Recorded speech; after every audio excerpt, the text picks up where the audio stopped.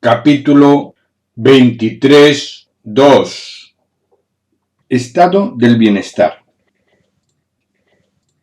Debido al mal uso que hacen los políticos del concepto estado del bienestar, aquí no vamos a hacer un estudio dogmático del mismo, sino un enfoque crítico.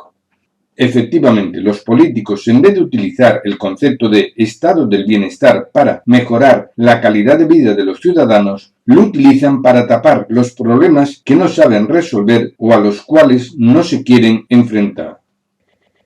Algo de historia. Después de la Segunda Guerra Mundial, todo estaba completamente destruido. La gente no tenía dónde trabajar, ni qué comer, ni dónde vivir, ni asistencia médica, ni nada de nada.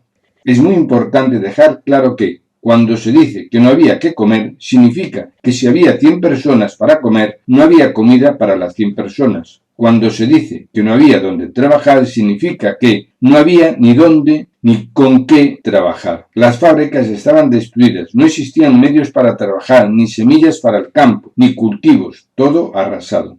Cuando se dice que no había dónde vivir, significa que si había 100 familias, no había vivienda para 100 familias, y así todo lo demás. Con estos ejemplos, lo que se pretende es que el lector tenga una idea general del contexto en que se desarrolló la idea de estado del bienestar. Es lógico que ante estas circunstancias, una de las prioridades del Estado fuera el bienestar de la gente, entendiendo por tal que existiera comida para todos, que existieran sitios donde poder trabajar, que existieran viviendas para todos, asistencia sanitaria, etc. Concepto. Expuestas las causas que originaron el nacimiento del concepto estado del bienestar, lo podemos definir como aquel estado en el cual el Estado garantiza la existencia de los bienes suficientes para cubrir las necesidades de sus ciudadanos, y no que estos bienes tengan que ser gratis.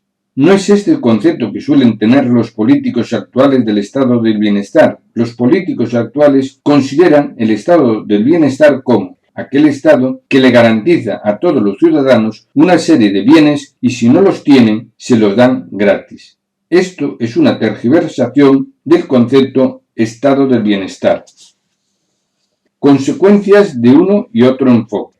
Las consecuencias de uno y otro enfoque son completamente distintas y sin entrar en dogmatismos y con una finalidad práctica podemos decir, en el primer enfoque, el Estado garantiza la existencia de bienes para todos, pero será el ciudadano quien debe adquirirlos con su esfuerzo. Lógicamente, con la expresión bienes para todos, se sobreentiende la posibilidad de que la gente pueda adquirirlos con más o menos esfuerzo.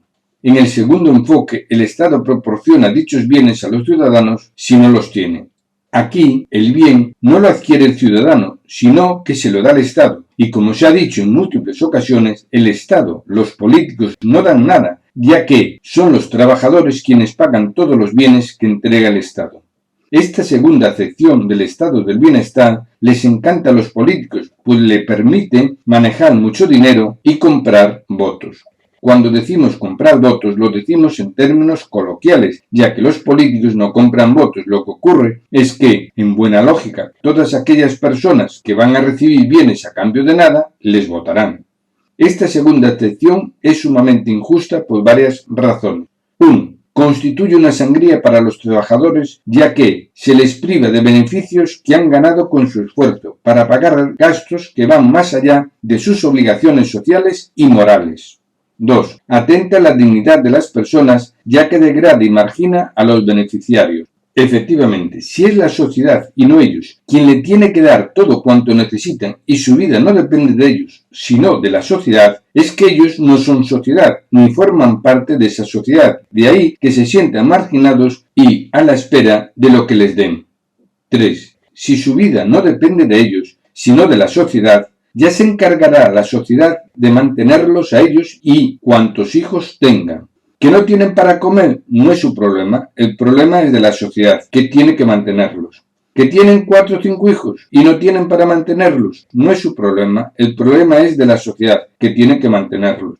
Lo triste e injusto es que mucha gente trabajadora quisiera tener más hijos y no los tiene porque tiene que pagar más impuestos de lo que socialmente y moralmente se le debería exigir.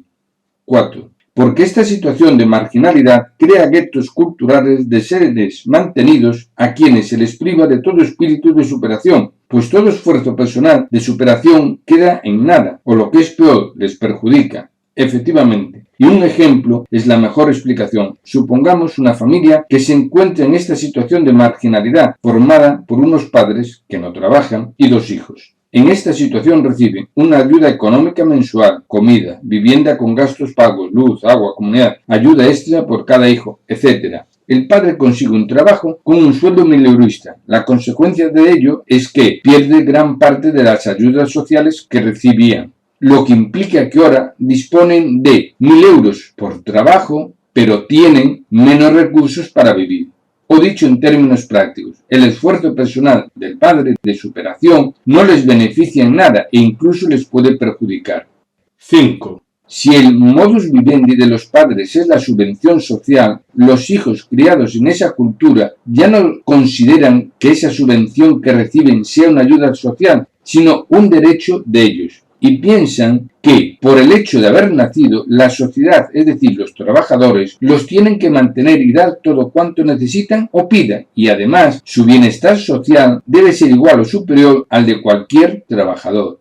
Esto tiene consecuencias muy negativas, pues si la sociedad no les da todo cuanto ellos consideran que les corresponde, desde su punto de vista se sienten maltratados y ello les faculta para poder apropiarse de los bienes que desean de la forma que sea. 6. Por lo tanto, esta forma de actuar de los políticos perjudica a toda la sociedad y no soluciona el problema de fondo, que es la integración de estas personas en la sociedad. Lo único que hacen los políticos es dilatar y agravar el problema, nada más.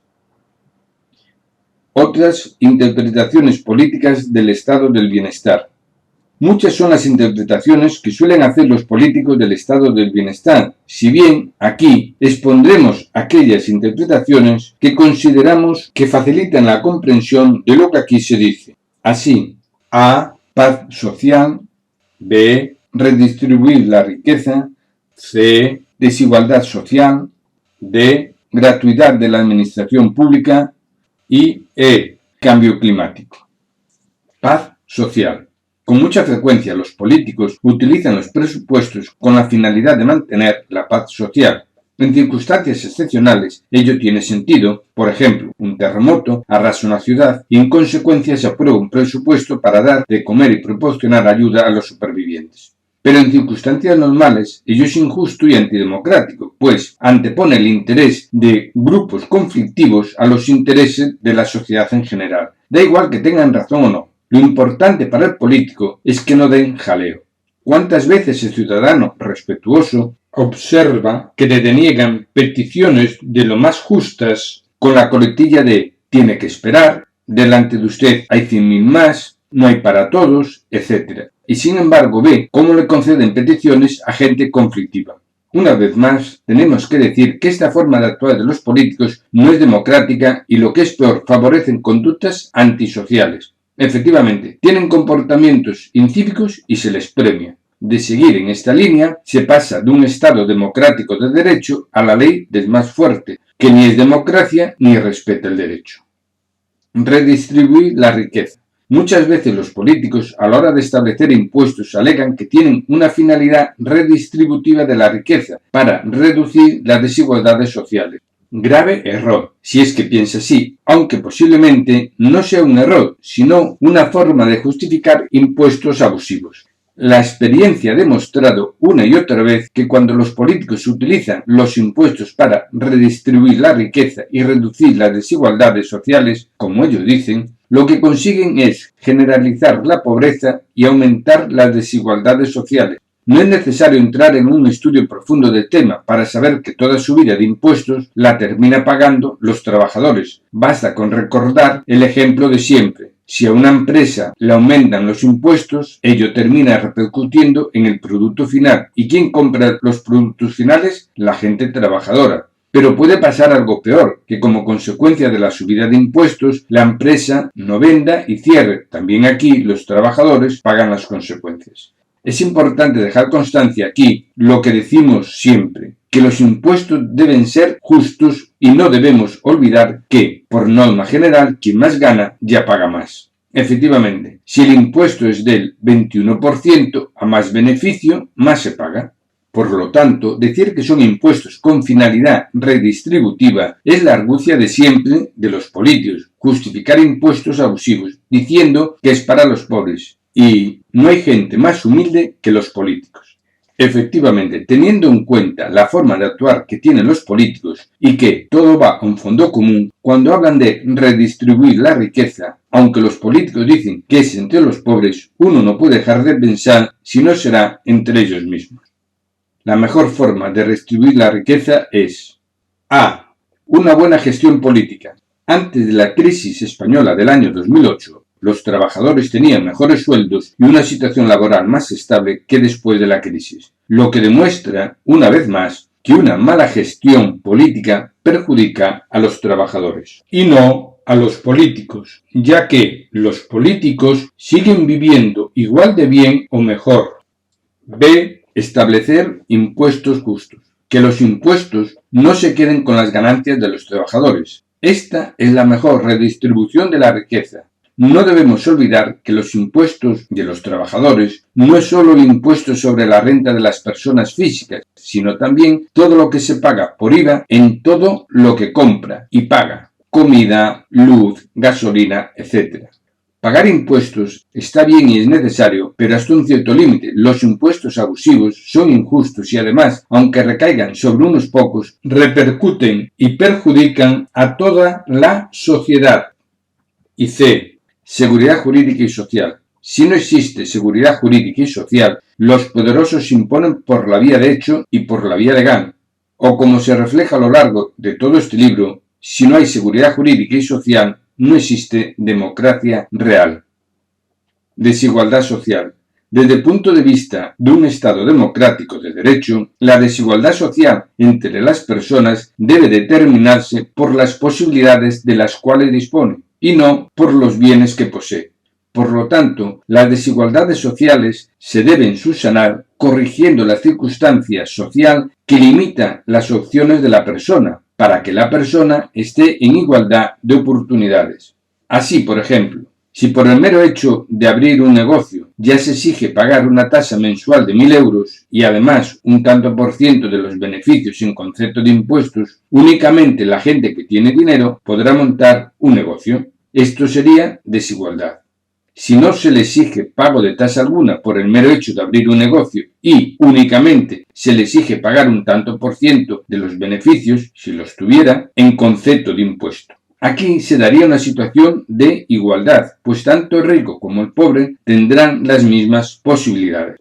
El mero hecho de que no todas las personas dispongan de los mismos bienes no significa una situación de desigualdad social. Así, por ejemplo, un trabajador puede invertir sus ahorros en irse de vacaciones y otro en comprar un coche. Sin embargo, a los políticos les interesa encauzar la desigualdad social en términos de equiparación de bienes, por varias razones. Aquí expondremos algunas de ellas.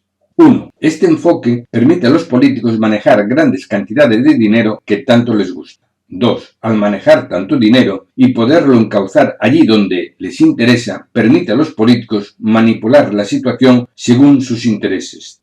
3. Esta forma de reparto siempre será motivo de discordia entre la gente. Divide y vencerás. Y si la gente está distraída, pasarán desapercibidos comportamientos indebidos, como puede ser quebrantar la igualdad de oportunidades. Y esta vulneración de la igualdad de oportunidades es lo que determina que se mantengan las clases sociales en su sentido negativo, que referido a los políticos se le dice la casta política.